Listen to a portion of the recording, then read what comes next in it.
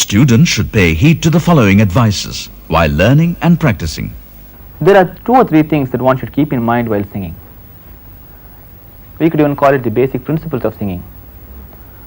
Sing with an open throat. Never murmur or whisper music. And point number 2, try to give as much Karvai or elongation as possible. And point number 3, always keep your mind set on the tambura and the shruti, and try to place all the anuswarams also on the shruti. It is not enough just if you are able to say shruti in the sa or pa or antara gantaram. Every anuswaram should be in tune with the tambura, with the shruti. If you are able to keep these 3 things in mind and sing, it will do a lot of help to you. Now let me illustrate.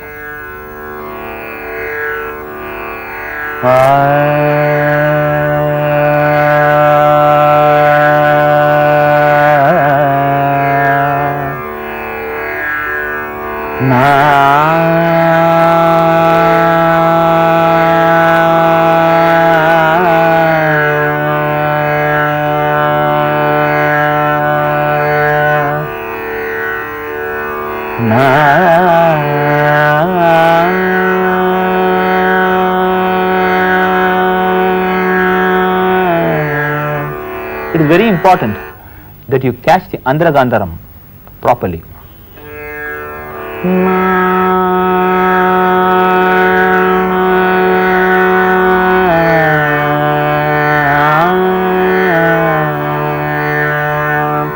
The Andhra Gandharam is a Swayambhu note or self-evolved note. In a fine-tuned tambura, the final note that you should hear is the Andhra Gandharam. That is why if your Andhra Gandharam is perfectly tuned, the rest of the notes will fall in place and there will be no room for Shruti misalignment. The voice is always stiff in the morning, and only as you keep practicing it will gain flexibility and Shruti alignment will be more perfect. A practice should be at least for 20 minutes, and the practice is better in the morning time than in the evening or in nights, because by the time in the evening and the nights our muscles get tired. In the early morning as well as in the morning up till 9 o'clock we are fresh and the muscles are fresh. Suppose you have got problem on standing on a note without wobble,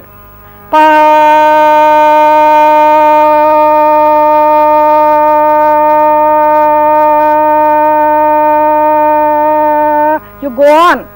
How do you get it? First go for the seconds, like 8 seconds, 12 seconds, then go up to 16 seconds. Then if I achieve 16 seconds, why not I go up to 18?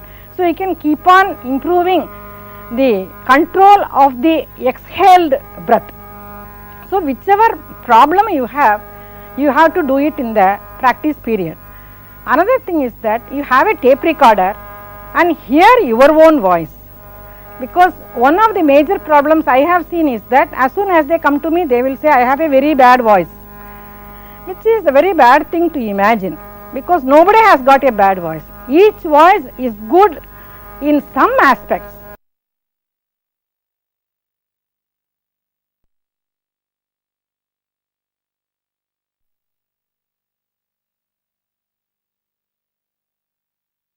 Voice culture.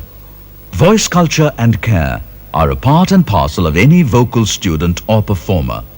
What is voice culture is that you make the vocal cords, which are the muscles, so much flexible so that it will listen to you. You can produce anything of what you want to produce.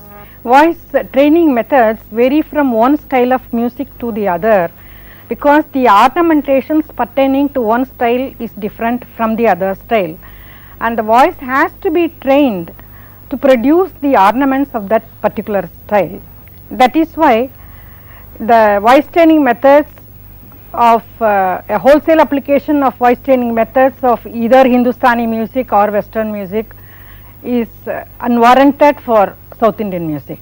Here the breathing is very, very important for any singer. The whole technique of singing is based mainly on the breath control.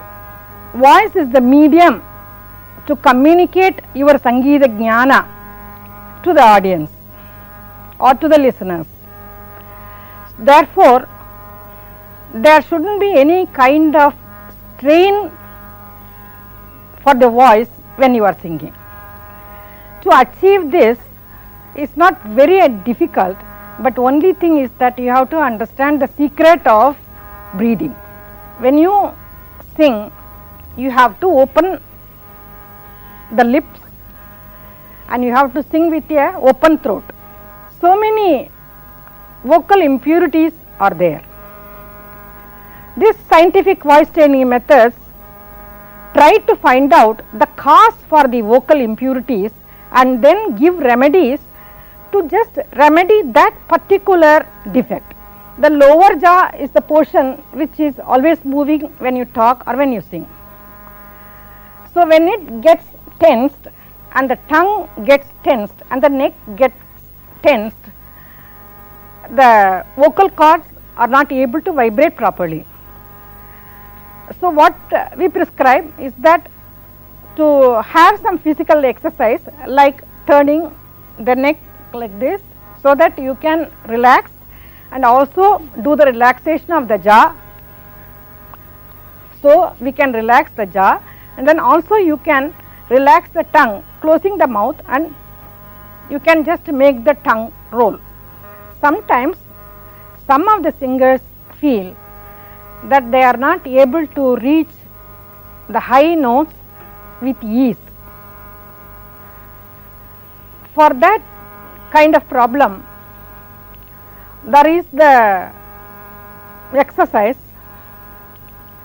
which is said as a movable dough. The vocal cords have to be trained to reach that particular pitch by singing the notes in the medium fast tempo or in the medium tempo. So it goes on like sa re ga ma pa da ni sa ni da pa ma ga re sa re ga ma pa da ni sa re sa ni da pa ma ga re ga ma pa da ni sa re. When you sing the vowels e o and these vowels should be pronounced with the movement in the tongue or the placement of the tongue and not by moving the lips.